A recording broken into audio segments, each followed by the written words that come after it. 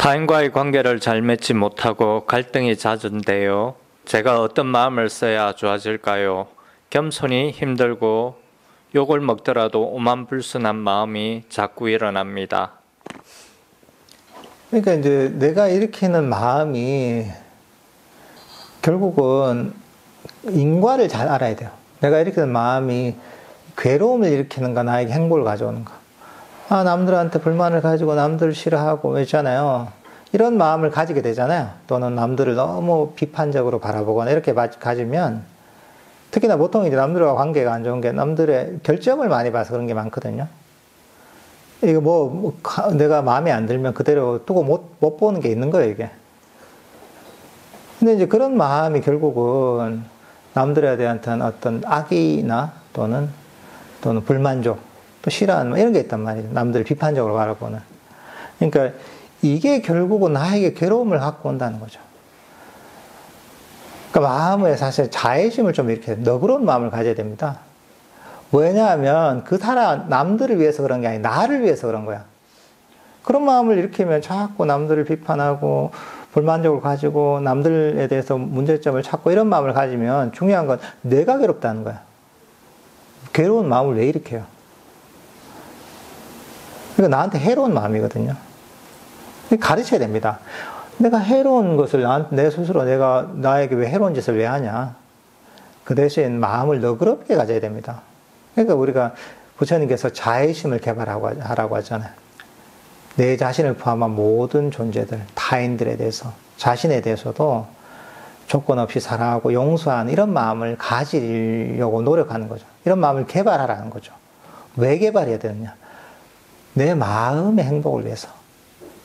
의도적으로 이것도 개발해야 됩니다.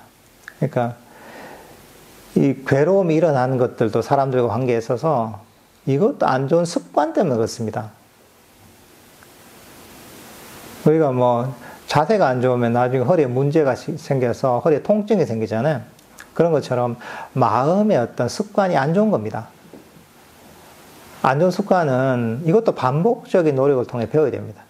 내 해로운 것들, 내한테 해로운 것들을 내가 왜 이런 마음을 일으켜? 그 대신 내 마음에 남들을 싫어하거나 불만족을 가지나 막 비판하거나 이런 마음이 아니라 조건 없는 사랑과 용서, 포용하는 마음을 자꾸 길러보려고 해야 됩니다.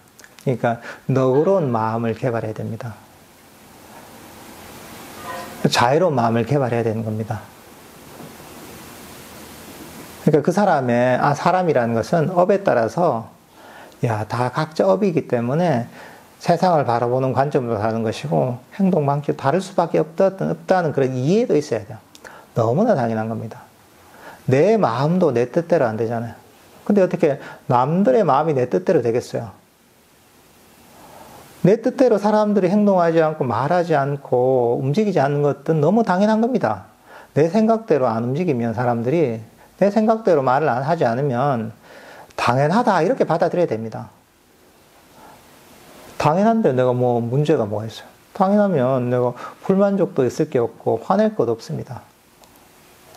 그러니까 이런 어떤 각자의 업에 따라서 너무나 다른 행동이 나오고 너무나 다른 말이 나오고 이런 것들은 당연하다 이렇게 받아들여야 됩니다.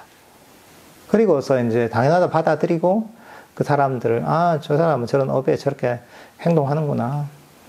그래 나는 나 자신을 위해서 저 사람들이 행복하길 바라자. 저 사람 잘 되길 바라자. 이런 자애심을 개발해야 됩니다. 이것도 보면 훈련입니다. 안 되죠, 처음에. 안 돼도 반복적인 노력을 통해 훈련하는 겁니다. 내 타고난 어떤 성향이나 성격이 그냥 원래 고정불변한 게 아닙니다. 이것도 정기적 습관인 것이고, 정기적 습관은 반복적인 노력을 통해서 바꿀 수 있는 겁니다. 운동을 해서 내가 안 좋은 자세를 교정하듯이 이쪽에 이제 명상을 통해서 이런 마음을 닦는 것을 통해서 안 좋은 마음의 태도, 마음의 습관을 교정을 해야 되는 겁니다. 운동하듯이 반복적으로 노력을 하셔야 됩니다. 예.